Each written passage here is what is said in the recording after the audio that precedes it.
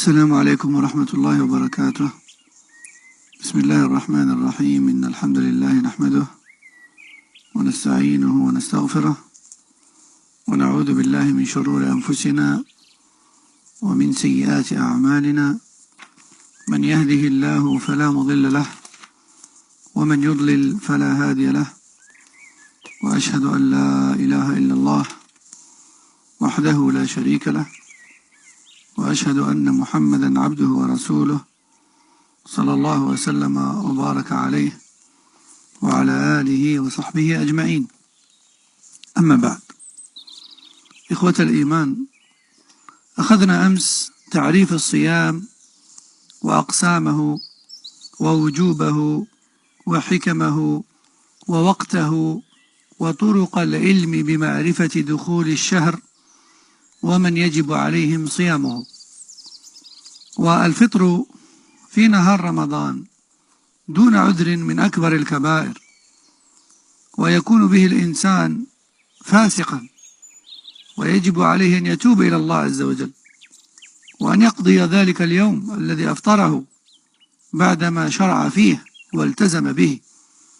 وأما لو تركه من الأصل متعمدا بلا عذر فالراجح أنه لا يلزمه القضاء، لأنه لن يستفيد منه شيئا ولن يقبل منه، لأن القاعدة أن كل عبادة مؤقتة بوقت معين فإنها إن أخرت عنه بلا عذر لن تقبل من صاحبها، لقوله صلى الله عليه وسلم: من عمل عملا ليس عليه أمرنا فهو رد. وكذلك لو قدم تلك العبادة على وقتها المشروع. Chers frères et sœurs, nous avons vu ensemble hier que nous avons vu hier la définition du jeûne ainsi que ses catégories, ainsi que son statut d'obligatoire, ainsi que les sagesses qui y sont contenues, ainsi que le temps de cette adoration, ainsi que les moyens qui nous permettent de savoir le début du mois de Ramadan, ainsi que les personnes concernées par ce jeûne obligatoire. Ajoutons à cela que quiconque manque à ce jeûne durant la journée de Ramadan sans excuse valable aura commis l'un des grands péchés, aura commis un grand péché. Un grand péché qui rend cette personne fasiqa, c'est-à-dire grandement désobéissante, et cela signifie que cette personne n'est pas digne de confiance et que on n'accepte pas son témoignage en cas de besoin, etc., etc. Et cette personne se doit de se repentir à Allah tabaraka wa ta'ala. Et elle se doit également de rattraper ce jour-là si elle l'a entamé, mais qu'elle l'a rompu sans excuse valable. Si elle l'a entamé, puis elle l'a rompu, alors non seulement elle doit se repentir, mais également elle doit le rattraper. En revanche, si elle ne l'a même pas entamé, alors elle doit se repentir, mais cela ne lui servira à rien de le rattraper, car elle n'en tirera aucun intérêt, et cela ne sera pas accepté d'elle. Pourquoi?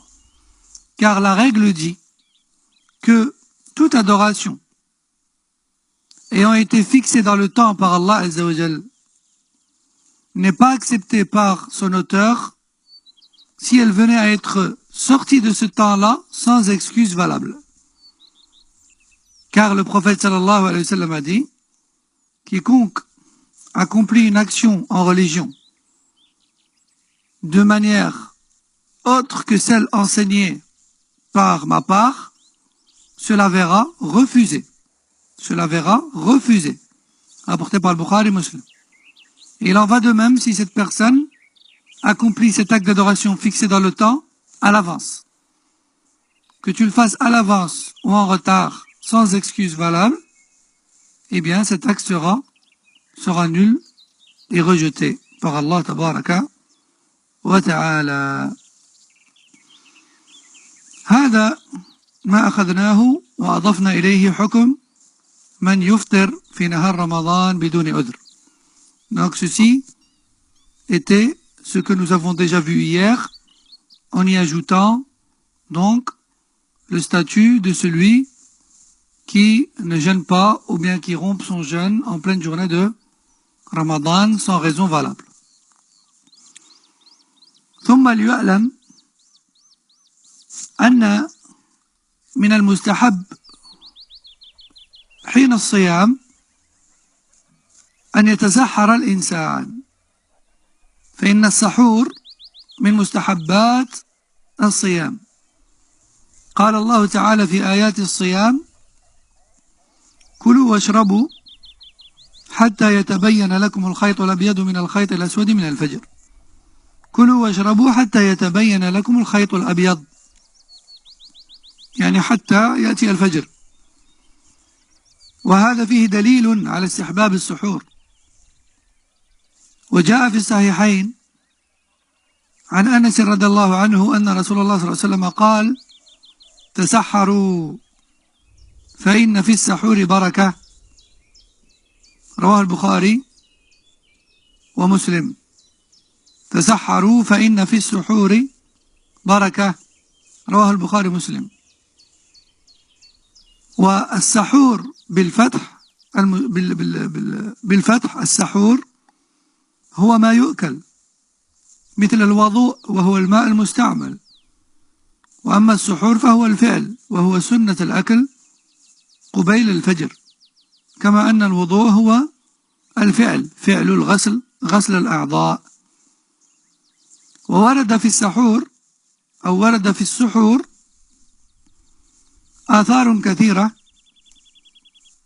ولو بجرعة ماء، ويستحب تأخيره إلى وقت انفجار الفجر.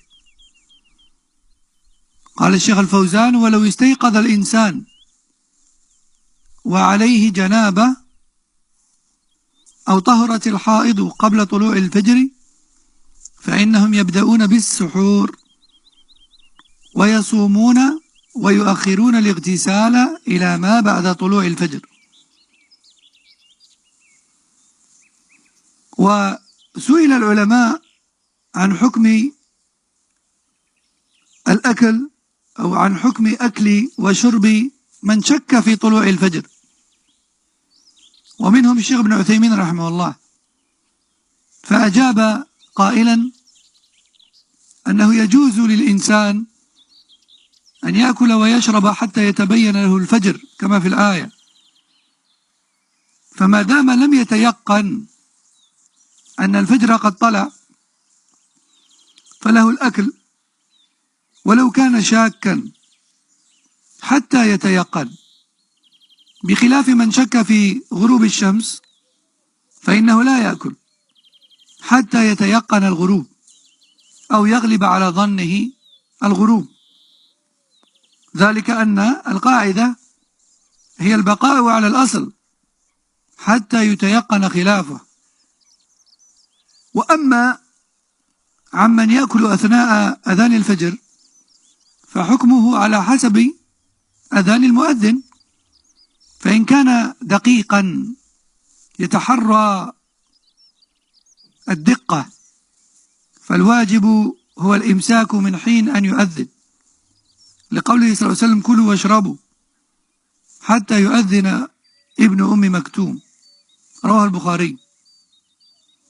وإن كان لا يتيقن طلوع الفجر فالأولى أن يمسك إذا أذن، وله أن يأكل حتى يفرغ المؤذن ما دام لم يتيقن، لأن الأصل بقاء الليل، ولكن الأفضل الاحتياط وأن لا يأكل بعد أذان الفجر. ذكر ذلك الشيخ محمد بن صالح العثيمين رحمه الله في فقه العبادات. Il est également recommandé, lorsque l'on décide de jeûner, de prendre le repas de fin de nuit, que l'on appelle as-suhour. As-suhour, c'est le repas de fin de nuit, juste avant l'aube. as-suhur.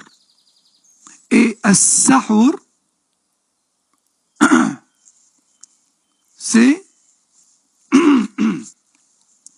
c'est l'aliment ou la boisson que tu absorbes durant ce repas. Tout comme al-wadu, c'est l'eau, et al-wudu, c'est le lavage de certains membres d'une certaine manière. Donc, al-suhur, c'est une sunnah, et c'est une recommandation lors du jeûne. Allah tabaraka wa ta'ala a dit dans le verset du jeûne, mangez et buvez jusqu'à apercevoir l'aube. Et ce verset est donc une preuve sur la recommandation du suhur. La recommandation de manger et de boire juste avant l'aube. Et il est rapporté chez le Bukhari et Muslim, d'après Anas, que le prophète sallallahu alayhi wa sallam a dit, prenez un repas en fin de nuit. Prenez un sahur. Et sachez que le sahur contient une bénédiction. Contient une bénédiction. C'est-à-dire qu'il permet de tenir le coup et il contient une source d'énergie autant spirituelle que physique. Autant spirituelle que physique, comme ont expliqué les savants concernant ce hadith. Il est rapporté énormément de textes. Il nous ont été rapportés énormément de textes qui recommandent le repas de fin de nuit. Dans certains hadiths, le prophète sallallahu alayhi wa sallam le recommande ne fût-ce qu'une gorgée d'eau. Et il est recommandé de retarder ce repas jusqu'à la fin de la nuit. De le retarder à la fin de la nuit. Yani de le prendre juste avant al-fajr. Juste avant al-fajr. Cheikh Al-Fawzan, hafidhahullah, nous dit, si la personne est en état d'impureté majeure, ou encore la femme a ses menstrues, et que cela s'estompe juste avant le fajr, alors priorité au repas de fin de nuit et au début du jeûne, et qu'il retarde le lavage à la fin du repas. Qu'il retarde le lavage à l'heure de le fajr.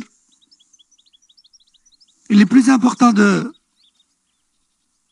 se précipiter à manger et boire afin de commencer sa journée de jeûne, plutôt que de se précipiter à se laver d'abord. Car il n'est pas une condition de s'être lavé pour commencer à jeûner. Il est une condition pour la femme d'être en état de pureté, c'est-à-dire qu'il n'y ait plus de saignement. Mais elle peut très bien retarder le lavage après l'entrée de l'heure, comme on l'a vu hier. Tout comme les savants ont été questionnés également concernant celui ou celle qui continue à manger et boire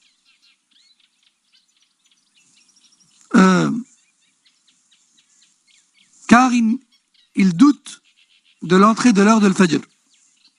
Imaginons une personne qui vit dans une région où il n'y a pas d'adhan et elle ne connaît pas l'heure exacte de l'Fajr, par exemple. Cette personne, tant qu'elle n'a pas la certitude que l'aube est arrivée ou a fait son apparition, il n'y a aucun mal pour elle à ce qu'elle mange et boit. Il n'y a aucun mal pour elle à ce qu'elle mange et boit. Car il est tout à fait autorisé de continuer de manger et boire jusqu'à l'heure pile de l'Fajr. Contrairement au doute sur le couchant et donc sur la rupture. Si tu doutes sur le couchant du soleil, tu doutes sur le coucher du soleil, alors tu te dois de rester en état de jeûne jusqu'à être sûr, cette fois-ci, qu'il se soit couché. Donc en fait, la règle dit que tu dois toujours rester sur la base première, la base certaine. Et tu ne sors d'une certitude qu'avec une autre certitude. On n'écarte jamais la certitude avec un doute. Jamais. Donc ça, c'était concernant une personne qui doute de l'entrée de l'heure de l'Fajr ou qui doute de l'entrée de l'heure de l'Maghrib. Elle reste sur la base. La base première pour celui qui doute de l'entrée de l'heure de l'Fajr, c'est que c'est pas encore le Fajr. Tandis que celui qui doute du couchant du soleil, alors la base certaine, c'est qu'il ne s'est toujours pas couché. Donc, dans le premier exemple, il continue à manger et boire jusqu'à être sûr que c'est le Fajr. Et dans le deuxième exemple, il continue en état de jeûne. Il continue à jeûner jusqu'à être sûr que le soleil se soit couché. Quant à celui qui vit dans un endroit où il y a l'adhan, ou encore ce qui remplace l'adhan, comme par exemple les calendriers. Il a en sa possession un calendrier avec une heure exacte, ou bien il a l'adhan autour de lui, et il entend l'adhan. Est-ce qu'il peut continuer à manger et boire ou non? Ici, Cheikh Al-Uthaymin, rahimahullah, nous dit que ça dépend. Ça dépend si ce mu'addin, ou bien si ce calendrier, sont précis ou approximatifs. Parce que la plupart des mu'addinines à notre époque n'observent pas l'aube pour faire l'adhan. Malheureusement, la plupart d'entre eux aujourd'hui se basent sur un calendrier, même dans les pays musulmans. Alors le Cheikh Al-Uthaymin rahmallah nous dit, si ce mu'addin, ou bien ce calendrier pris pour référence est précis, alors dès lors où le mu'addin, dès lors où l'adhan retentit, il est obligatoire de s'arrêter de manger et de boire. Car le prophète sallallahu alayhi wa sallam a dit, mangez et buvez jusqu'à ce que vous entendiez le adhan de Ibn Maktoum, rapporté par le Bukhari. Et Ibn Maktoum était aveugle. Mais les compagnons autour de lui observaient. Et dès qu'ils voyaient que c'était l'heure, ils lui disaient, Ya ibn Maktoum, asbahta aslahta. Ô Ibn Maktoum, c'est l'aube, fais-toi donc utile. C'est l'aube, fais-toi donc, ou rends-toi donc utile. Par contre, si le mu'adhin, ou bien le calendrier, sont approximatifs et non pas précis, ils sont connus pour être approximatifs et non pas précis, alors encore une fois, le mieux, c'est de s'arrêter de manger et de boire. C'est de s'arrêter. Dès lors où c'est l'heure, ou dès lors où on l'entend faire l'adhan. Mais nous disons tout de même qu'il nous est autorisé, dans ce cas-là, de continuer de manger et de boire jusqu'à la fin de l'adhan. Car nous n'avons pas de certitude sur l'heure. Nous n'avons toujours pas de certitude sur l'heure, car ils sont approximatifs. Et vu qu'ils sont approximatifs, on reste sur la règle de base. La règle de base, c'est que nous considérons que nous sommes toujours dans la nuit. Nous sommes toujours dans la nuit. Mais bien sûr, le mieux, c'est toujours de prendre ses précautions et de s'arrêter de manger à l'heure pile de l'adhan ou bien du calendrier. Fin de citation de la parole de Cheikh Al-Uthaymin, rahimahullah ta'ala, concernant as-sahur. Et j'en profite pour préciser que il n'existe pas en islam de imsak. Et l'imsak, c'est quoi? C'est cette colonne qu'on trouve exclusivement dans la page du mois du Ramadan. On la trouve entre l'Isha et le Fajr. Imsak. Et comme on l'a vu hier, l'Imsak, c'est quoi? C'est la retenue ou l'abstinence. En fait, c'est une colonne innovée. Ils veulent dire par là qu'il est mieux de s'arrêter 5 minutes ou 10 minutes ou un quart d'heure ou 20 minutes en fonction des calendriers et des opinions personnelles de ceux qui les ont établis. Par précaution, prétendent-ils. Mais Allah Jalla wa Ala dans le Coran, il a dit mangez et buvez jusqu'à apercevoir l'aube. Et le prophète sallallahu alayhi wa sallam a dit mangez et buvez jusqu'à ce que vous entendiez l'adhan. Il n'existe pas de imsak. L'imsak, il se fait à l'heure de l'Fajr. Et celui qui s'arrête de manger et de boire avant l'heure de l'Fajr, il a innové, car il a commencé son jeûne avant l'heure prescrite par Allah tabaraka wa ta'ala. Et celui-là risque de se voir refuser son jeûne car il l'accomplit d'une manière autre que ce qui lui a été prescrit. نعم. نأتي الآن إلى حكم من يبدأ الصيام قبل الوقت ويؤخر صلاة الفجر بطريقة أخرى. بعض الناس يسهر في رمضان معظم الليل ثم يبكر بالسحور وينام قبل الفجر وهؤلاء يرتكبون عدة أخطاء. الخطأ الأول أنهم صاموا قبل الوقت، والخطأ الثاني أنهم بنومهم قبل الفجر ضيعوا صلاة الجماعة، والخطأ الثالث أنهم ربما ناموا إلى ما بعد طلوع الشمس وهذا أشد وأعظم إثما. Alors certaines personnes, pendant le mois de Ramadan, veillent et ne dorment pas durant la majeure partie de la nuit, dans leurs discussions ou dans leurs diverses occupations nocturnes. Puis ensuite, dès qu'ils se sentent fatigués, ils prennent le repas, puis partent dormir avant le Fajr. Et ces gens-là commettent beaucoup d'erreurs, plusieurs erreurs. La première, c'est qu'ils commencent à jeûner avant l'heure.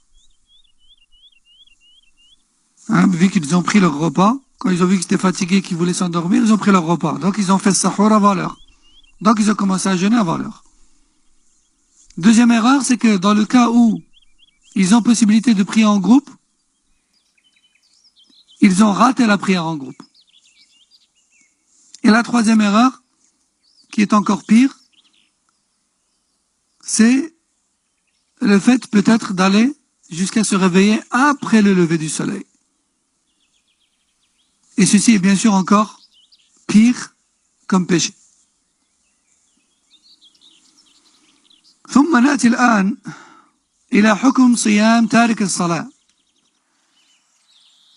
Voyons maintenant le jugement en islam du jeûne de celui ou celle qui ne prie pas. Car en effet, il y a beaucoup de gens qui jeûnent quand le mois du Ramadan arrive et se donnent beaucoup de mal en se retenant de manger, de boire et autres, alors qu'ils ne prient pas. وأما عن حكم صيام تارك الصلاة فقد قال أهل العلم أن صيامه ليس بصحيح ولا يقبل منه، وقد قال بعضهم أنه ليس بمسلم فكيف بصيامه؟ قال تعالى فإن تابوا وأقاموا الصلاة وآتوا الزكاة فإخوانكم في الدين. فمفهوم المخالفة أن من لم يتب ولم يقم الصلاة أو لم يؤتي الزكاة فليس بأخ للمسلمين. وقد قال صلى الله عليه وسلم العهد الذي بيننا وبينهم الصلاة فمن تركها فقد كفر. وقد كان هذا قول عامة الصحابة.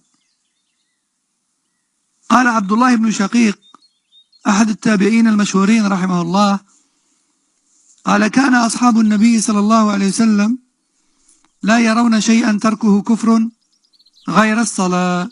انتهى. وقال الشيخ ابن عثيمين رحمه الله: وعلى هذا فإذا صام الإنسان وهو لا يصلي فصومه مردود غير مقبول ولا نافع له عند الله تبارك وتعالى يوم القيامة. ونحن نقول، يعني الشيخ العثيمين، ونحن نقول: صلي ثم صم. أما أن تصوم ولا تصلي فصومك مردود عليك. انتهى. وأما حكم من لا يصلي إلا في رمضان، فإذا مضى رمضان ترك الصلاة، فقد أجاب عن ذلك الشيخ العثيمين رحمه الله أيضا، فقال: الذي يتبين لي من الأدلة أن ترك الصلاة لا يكون كفرا إلا إذا ترك تركا مطلقا. وأما من يصلي ويخلي فالذي يتبين لي من خلال الأدلة أنه لا يكفر بذلك. ولكن هذا الإنسان الذي لا يصلي ولا يصوم إلا في رمضان فأنا في شك من إيمانه، لأنه لو كان مؤمنا حقا لكان يصلي في رمضان وفي غيره. وأما كونه لا يعرف ربه إلا في رمضان فأنا أشك في إيمانه، لكني لا أحكم بكفره بل أتوقف فيه وأمره إلى الله. انتهى. Qu'en est-il donc du jeûne de celui qui ne prie pas? Il faut savoir que bon nombre de savants considèrent que ce jeûne est invalide et non accepté. Beaucoup de savants considèrent même celui qui ne prie pas comme non musulman. Que dire de son jeûne? Allah tabaraka wa ta'ala dit dans le Coran ce qui a pour sens concernant les non-musulmans: s'ils se repentent et qu'ils accomplissent la prière et qu'ils s'acquittent de l'aumône légale, alors ils deviennent vos frères en religion. Ce qui signifie que, dans le cas échéant, s'ils ne se repentent pas, s'ils ne prient pas, ou bien s'ils ne s'acquittent pas de l'aumône légale, alors ce ne sont pas vos frères en religion. Le prophète sallallahu alayhi wa sallam a dit: la différence entre nous et le non-musulman, c'est la prière. Celui qui la délaisse a mécru. Et ceci était l'avis d'une grande partie des compagnons, radallahu anhum. Et l'un de leurs élèves, qui est Abdullah ibn Shaqiq, a dit: le délaissement d'aucun acte d'adoration n'était considéré comme mécréance majeure faisant sortir de l'islam auprès des compagnons, si ce n'est le délaissement de la prière. Si ce n'est le délaissement de la prière. Fin de citation. Cheikh Al-Uthaymin rahimahullah nous dit: sur base de tout cela, nous disons donc que celui ou celle qui jeûne mais qui ne prie pas, alors son jeûne est rejeté et ne lui sera d'aucune utilité auprès d'Allah le jour du jugement. Mais nous disons à ce genre de personnes: priez et ensuite jeûnez. Quant au jeûne sans prière, cela ne sert à rien. Fin de citation. Maintenant, mes frères et sœurs, qu'en est-il de ceux et de celles qui ne prient que pendant le mois du Ramadan? Que pendant le mois du Ramadan. Donc pendant un mois, ils font partie des prières. Et ensuite, pendant 11 mois, ils sont abonnés absents à la prière. Et Cheikh Al-Uthaymin, rahimahullah, a également répondu à cette question. Et il a dit, rahimahullah, ce qui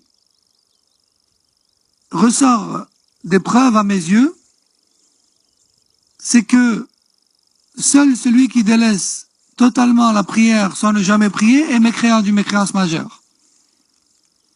Quant à celui qui prie à un certain moment et qui délaisse la prière à d'autres moments, il m'apparaît qu'il est tout de même musulman. Mais j'ai un grand doute sur sa foi tout de même. Car s'il était véritablement croyant, il accomplirait la prière pendant Ramadan et en dehors. Mais le fait qu'il ne se rappelle de son Seigneur que pendant Ramadan, alors moi, pour ma part, j'ai un grand doute sur sa foi. Mais je n'irai pas jusqu'à le considérer mécréant d'une mécréance majeure. Son jugement revient à Allah. Fin de citation. ونأتي الآن إلى وقت النية إلى وقت النية فإن العبادة لا بد لها من نية. Comme vous savez, l'adoration, pour qu'elle en soit une, il faut absolument qu'elle soit accompagnée de l'intention de plaire à Allah et d'adorer Allah. Un même acte peut être accompli par deux personnes et l'un est en adoration et l'autre pas. Exemple. Deux personnes prennent une douche. Le premier a pour intention de se purifier pour Allah pour pouvoir prier et l'autre de se rafraîchir car il fait trop chaud. L'un est en adoration et l'autre pas. Donc il faut absolument que l'intention accompagne l'acte d'adoration pour le valider. Mais à quel moment est-ce que l'intention doit être formulée en soi pour valider son jeûne? قال الشيخ الفوزان حفظه الله لا بد أن ينوي المسلم الصيام الواجب من الليل فلو نوى الصيام ولم يستيقظ إلا بعد طلوع الفجر فإنه يمسك وصيامه صحيح تام إن شاء الله. Cheikh Al-Fawzan حفظه الله nous dit il faut absolument à ce que le musulman et la musulmane qui veulent accomplir un jeûne obligatoire aient l'intention de cela dans la nuit avant l'aube. Dans la nuit qui précède la journée de jeûne, avant l'aube. Et si la personne a eu l'intention, durant la nuit qui précède la journée du jeûne, avant l'aube, mais qu'elle ne s'est malheureusement pas réveillée avant l'aube, alors dès lors où elle se réveille, elle se retient de tout ce qui annule le jeûne et sa journée de jeûne sera valide, Inch'Allah. وهنا يأتي سؤال مشهور وهو هل تجب النية لكل يوم من أيام رمضان أم نية ابتدائه كافية؟ فقد أجاب عن هذا السؤال الأئمة والعلماء قديما وحديثا وخلافهم في ذلك معروف ولكن كما قال الشيخ ابن عثيمين وابن باز والفوزان وغيرهم قالوا إن كل عاقل إذا استيقظ وتسحر لكل يوم فهو في الحقيقة ناو لكل يوم بكل حال وإنما السؤال يطرح فيما إذا نام الإنسان قبل الغروب واستيقظ بعد الفجر فحينئذ اختلفوا في صحة صيامه لعدم تبييت النية والراجح والله أعلم قول المالكية في ذلك وهو الصحة وكفاية النية الأولى لأن صيام شهر رمضان عبادة متتابعة ولكن إذا أفطر يوما أو أياما لا بد من تجديد النية وهو ما ذهب إليه من المعاصرين الشيخ محمد بن صالح Al-Uthaymin rahimahullah ta'ala. Une question fréquente se pose. Doit-on formuler en nous l'intention chaque soir avant l'aube pendant Ramadan, ou bien la première intention qui a précédé le premier aube suffit? Et les imams et les savants de cette communauté ont toujours répondu à cette question. Et leur divergence est ancienne et connue en cela. Mais, comme les savants disent, et parmi eux Cheikh Ibn Uthaymin, Ibn Baz, Al-Fawzan et d'autres, ils disent que la personne qui a toute sa raison, déjà juste dans le fait qu'elle se réveille chaque matin pour prendre son repas de fin de nuit avant le Fajr, c'est qu'elle a déjà au préalable l'intention de jeûner. Donc en quelque sorte, le fait que tu te lèves avant le Fajr et que tu manges et que tu bois, même sans y penser, en fait, ceci est une preuve que tu as l'intention chaque jour, chaque nuit, avant l'aube. Et comme a dit Cheikh al-Islam ibn Taymiyyah rahimahullah dans Majmu' al-Fatawa, إذا خطر الصيام بالبال فهو النية. Cheikh al-Islam ibn Taymiyyah a dit, si le jeûne te vient en tête et que tu y penses d'une quelconque manière avant l'aube, alors c'est ça l'intention. Mais la question devient plus intéressante encore lorsque, ou plutôt dans le cas de la personne qui s'est endormie avant le Maghrib et qui ne s'est réveillée qu'après le Fajr. Là oui, la question est intéressante. Est-ce que son jeûne est valide, oui ou non? Je répète, une personne qui s'est endormie au Maghrib, ou plutôt avant le Maghrib, et qui s'est réveillée à Al-Fajr. Là, cette personne-là, elle s'est endormie avant la nuit. Et elle ne s'est réveillée qu'après la nuit. Donc, elle n'était pas consciente, elle n'était pas réveillée pour avoir l'intention. Est-ce que son jeûne est valide, oui ou non? Et l'avis le plus juste, wallahu a'lam, c'est l'avis de l'Malikiyya dans cette question, qui dit que son jeûne est valide, et que la première intention du début du mois de Ramadan suffit. Car le mois de Ramadan est un ensemble de jours qui sont jeûnés de façon continue, et donc il n'a pas besoin de repenser, de renouveler son intention. Sauf bien sûr dans le cas où une personne rompt certains jeûnes pour une excuse valable. Alors dans ce cas, lors de la reprise du jeûne, elle doit absolument renouveler son intention. Mais comme on a dit, juste le fait de se lever et de manger, juste avant le Fajr, sans même avoir pensé à l'intention en elle-même, en fait, tout ça, ce sont en fait des expressions de l'intention à travers les actes. Et cet avis a été choisi choisi par certains savants contemporains comme Cheikh al-Uthaymin rahimahullah ta'ala. ثم نأتي الآن إلى وقت الإفطار وعلى ماذا يفطر، متى وعلى ماذا يفطر. ويستحب، قال الشيخ الفوزان، يستحب تأجيل الإفطار إذا تحقق غروب الشمس بمشاهدتها أو غلب على ظنه بخبر ثقة بأذان أو غيره.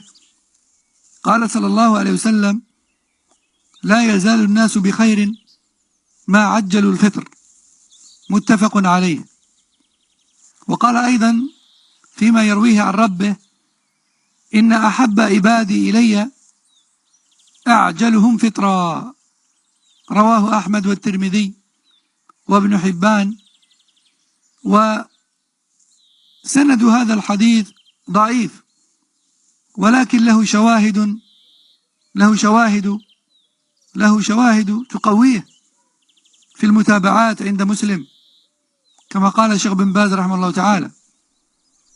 والسنة والسنة أن يفطر على رطب، والرطب هي التمر قبل نضوجه، فإذا نضج أصبح تمرة. والرطب الرطب أكثر ماء وأقل سكرا، والتمر على عكس ذلك، وكلاهما خير وطيب للجسد. فالسنة أن يفطر الصائم على رطب، فإن لم يجد فعلى تمر، فإن لم يجد فعلى ماء. هذا الأقرب إلى السنة لثبوته عن النبي صلى الله عليه وسلم من حديث أنس. قال الشيخ الفوزان حفظه الله: فإن لم يجد رطبا ولا تمرا ولا ماء أفطر على ما تيسر من طعام وشراب. À quel moment doit-on rompre le jeûne et avec quoi? Cheikh Fawzan Hafidhahullah nous dit que il est recommandé, fortement recommandé, de rompre le jeûne dès le premier instant où le couchant du soleil s'avère certain. Que cela soit suite à l'observation de ce couchant ou encore par l'information d'une source certaine, d'une source sûre, comme le adhan ou autre. Donc la sunna et la recommandation, c'est de rompre dès que l'heure du maghrib arrive, sans plus attendre. Le prophète sallallahu alayhi wa sallam a dit: les gens seront toujours dans le bien tant qu'ils se précipiteront à rompre leur jeûne dès le début de l'heure. Rapporté par le Bukhari et Muslim. Dans un autre hadith, le prophète sallallahu alayhi wa sallam aurait dit que Allah Jalla wa Ala aurait dit: mes serviteurs, ou plutôt les plus aimés à moi parmi mes serviteurs, sont ceux qui se précipitent à rompre leur jeûne dès le début du temps. Et ce hadith a été rapporté par Ahmad et Tirmidhi ibn Hibban. Et bien que sa chaîne de transmission soit faible, d'autres variantes allant dans le même sens viennent le confirmer chez l'imam Muslim rahimahullah ta'ala, comme cela a été dit par Cheikh Ben Baz rahmatullah alayhi. Et la sunna, c'est-à-dire la pratique et l'habitude du prophète sallallahu alayhi wa sallam, c'est de rompre le jeûne avec des rotab. Rotab, ce sont les dates avant qu'elles arrivent à terme, c'est-à-dire avant qu'elles ne soient mûres, lorsqu'elles sont encore un peu jaunâtres. Elles sont jaunâtres, rotab. Elles sont plus dures et elles sont plus claires. Et à ce stade-là, la date, elle contient beaucoup plus d'eau et beaucoup moins de sucre et moins de fibres. Et lorsqu'elle mûrit, elle devient ce qu'on connaît, nous, c'est-à-dire la date. Elle devient la date foncée et marron et très sucrée que l'on connaît, nous, qui parvient jusqu'à nous. Et la date, une fois mûre, telle qu'on la connaît, elle contient beaucoup plus de sucre, beaucoup plus de fibres et moins d'eau. Et dans les deux cas, que ce soit rotab ou bien tamr, bien sûr c'est bon pour la santé. Mais ceci dit, la sunna du prophète sallallahu alayhi wa sallam, c'est de rompre avec le rotab. Donc c'est mieux. Pas obligatoire, mais c'est mieux. Si ce n'est pas possible, alors avec des dates mûres. Et si ce n'est pas possible, alors avec de l'eau. Telle était la manière de faire du prophète sallallahu alayhi wa sallam, comme cela est rapporté de lui authentiquement d'après Anas, qu'Allah l'agrée. Cheikh Al-Fawzan Hafidhahullah nous dit: si tu ne trouves pas de rotab, ni de date, ni d'eau, alors romps ton jeûne avec ce que tu trouves parmi les aliments et les boissons. ثم نأتي إلى خطأ يرتكبه بعض الصائمين، فهنا أمر يجب التنبيه عليه، وهو أن بعض الناس قد يجلس على مائدة إفطاره ويتعشى ويترك الصلاة وربما أخرها عن وقتها وهذا أعظم. والمشروع للصائم أن يفطر أولا ثم يذهب للصلاة ثم يتعشى بعد ذلك. Et l'une des erreurs commises par certains jeûneurs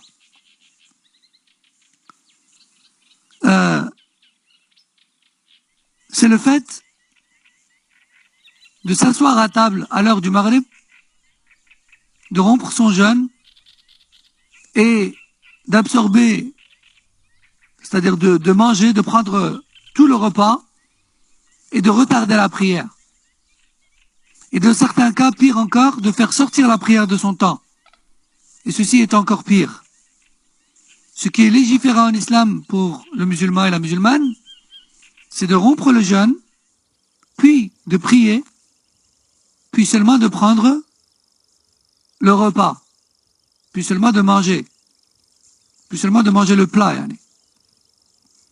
Sans oublier que le meilleur, c'est de ne pas manger de façon conséquente, c'est-à-dire de ne pas manger beaucoup, et de retarder le vrai repas à l'après-prière nocturne. Sinon, la prière nocturne risque d'être difficile, on risque d'être lourd, et d'avoir du mal à tenir debout, et d'avoir du mal à se concentrer, d'avoir du mal à déguster et savourer la prière. نأتي الآن إلى دعاء الفطر وبهذا نختم في هذه الأمسية. Voyons voir maintenant l'invocation du jeûneur lors de sa rupture, lors de la rupture du jeûne. Et c'est avec cela que nous allons clôturer pour aujourd'hui, Inch'Allah. وأما عن دعاء الصائم عند إفطاره فقد قال الشيخ ابن عثيمين رحمه الله كما في فتاوى الصيام قال إن الدعاء عند الإفطار موطن إجابة الدعاء، موطن إجابة للدعاء، لأنه في آخر العبادة، ولأن الإنسان أشد ما يكون غالبا من ضعف النفس عند إفطاره، وكلما كان الإنسان أضعف نفسا وأرق قلبا كان أقرب إلى الإنابة والإخبات لله عز وجل. والدعاء المأثور اللهم لك صمت وعلى رزقك أفطرت، ومنه أيضا قوله صلى الله عليه وسلم حين أفطر قال ذهب الظمأ وابتلت العروق وثبت الأجر إن شاء الله. وهذان الحديثان وإن كان فيهما ضعف لكن بعض أهل العلم حسنهما. وعلى كل حال فإذا دعوت بذلك أو دعوت بغيره مما يخطر على قلبك عند الإفطار فإنه موطن إجابة. انتهى كلام الشيخ ابن عثيمين رحمه الله تعالى. Donc Cheikh Al-Uthaymin rahimahullah dit dans Fatawa al-Siyam, donc dans les Fatawa du jeûne, il a dit rahimahullah, l'invocation au moment de la rupture du jeûne est exaucée. Pourquoi? Car celle-ci survient à la fin d'une adoration qui est le jeûne de la journée. De plus, plus la personne est affaiblie physiquement ou moralement, au plus elle va faire preuve d'humilité dans son invocation et donc au plus l'exaucement lui sera probable.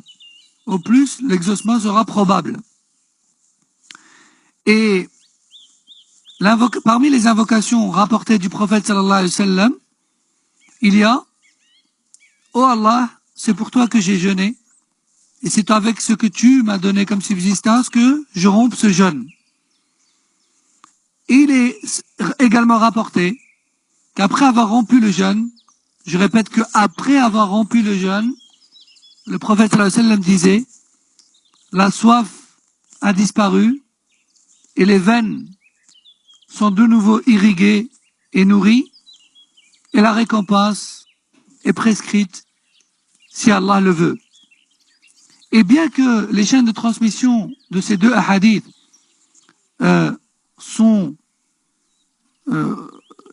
contiennent des faiblesses, bien que ces hadiths contiennent des faiblesses, bon nombre de savants considèrent tout de même les formules de ces invocations comme étant correctes, comme étant des formules par lesquelles on peut invoquer, avec ou sans chaîne de transmission remontant jusqu'au prophète sallallahu alayhi wa sallam. Et puis de toute manière, que tu invoques avec ces invocations-là, ou autres parmi les invocations à travers lesquelles tu ressens une certaine humilité émanant de ton cœur, alors peu importe, ce qui compte, c'est que tu invoques au moment de la rupture, car une chose est sûre, c'est qu'au moment de la rupture, Inch'Allah, ton invocation est exaucée. Donc, fin de citation de la parole de Cheikh Al-Uthaymin, rahimahullah. Ce qu'on en tire de cette parole et d'autres paroles de savants, c'est que le plus important, c'est que tu invoques au moment de la rupture. Et ce n'est pas la formule en elle-même. Ça, c'est de 1. De 2, effectivement, Cheikh Al-Albani, rahimahullah, et d'autres, précisent que la chaîne de transmission de l'invocation Allahumma laka samtu ala rizqika aftart est faible. Mais si tu dis cette invocation-là, sans pour autant considérer que c'est le prophète qui l'a dit, juste parce que elle te touche et que tu ressens un certain khushu' lorsque tu invoques Allah avec, il n'y a pas de mal. Aussi, numéro 3, ce que j'aimerais donc rappeler, c'est que l'invocation authentique ذهب الظمأ وابتلت العروق وثبت الأجر إن شاء الله, donc la soif est partie et les veines sont de nouveau irriguées et la récompense est prescrite Inch'Allah. Cette invocation-là, le prophète sallallahu alayhi wa sallam la disait après avoir rompu, pas avant. Beaucoup de personnes prennent la date en main et puis ils disent Allahumma ذهب الظمأ وابتلت العروق, alors qu'il n'a même pas encore bu ni mangé. Donc cette invocation-là se dit après, juste après avoir bu et mangé, et pas avant. Naam. Et on va se suffire de ça pour aujourd'hui, Inch'Allah. Et je vous dis donc à demain, 19h30, Inch'Allah. Subhanak Allahumma wa bihamdik. Ashhadu an la ilaha illa ant. Astaghfiruka wa atubu ilayk. Wa sallallahu sallam wa baraka ala nabiyyina Muhammad wa ala alihi wa sahbihi ajma'in. Assalamu alaikum wa rahmatullahi wa barakatuh.